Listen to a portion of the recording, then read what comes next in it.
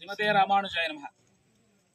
రేపు మే 4వ తారీఖు జరగబోతున్నటువంటి మన జై దుర్గాదేవి మరియు గ్రామ శివార్లో ఉన్నటువంటి మన పోలేరమ్మ తల్లి విగ్రహ ప్రతిష్టాపన సందర్భంగా దానికి పూర్వరంగంగా హోమశాల నిర్మించడం జరుగుతోంది. ఇవాళ ఎంత గొప్ప విశేషం జరిగిందంటే మన దాచేపల్లి గ్రామంలో హోమగుండం కోసమని మట్టి తీస్తూ ఉంటే ఆ యొక్క భూదేవిలోంచి మనకి వెంకటేశ్వరుడు శ్రీదేవి బయటికి రావడం జరిగిందనమాట. ఈ యొక్క విగ్రహాలను మీరు చూడండి. ఇది విధి విరచితమో యాదృచ్ఛికమో మనం అనుకోవడానికి కాదు, స్వయంగా లక్ష్మీనాథుడు వెంకటేశ్వరుడే ఈ యొక్క కార్యక్రమంలో ఆయన ముందుండి అన్ని నడిపించడానికి ఇదే మనకి గొప్ప శుభసూచకం అనమాట. ఎక్కడైనట్ట పూర్వం రోజుల్లో విగ్రహాలు భూమిలో దొరికాయంటే ఏదైనా ఒక కార్యక్రమం జరుగుతున్నప్పుడు వర్షం పడిందంటే అది ఎంతో గొప్పగా మనం అనుకుంటాం.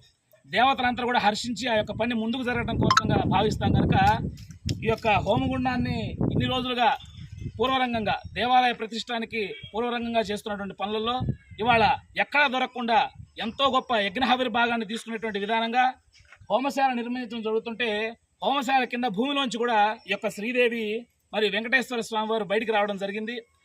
ఈ యొక్క ఇది వింతే. ఈ రోజుల్లో కలియుగంలో కూడా భగవంతుడు మనకు ముందుండి పనులు ముందుకు జరిపిస్తాడనడానికి ఇది ఇంతే నిర్వచనం.